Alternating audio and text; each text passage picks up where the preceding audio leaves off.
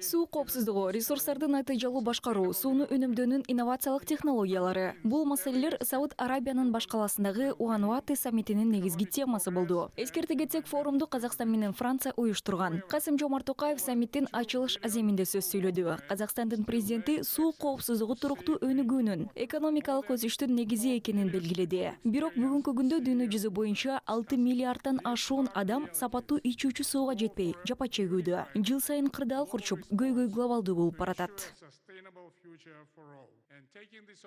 These stark realities call for a unified global response.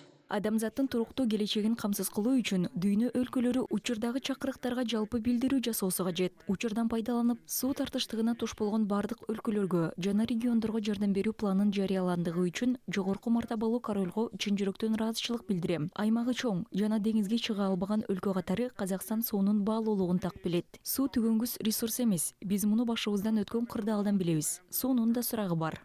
Understands the true value of water. We have learned the hard way that is not an infinite resource.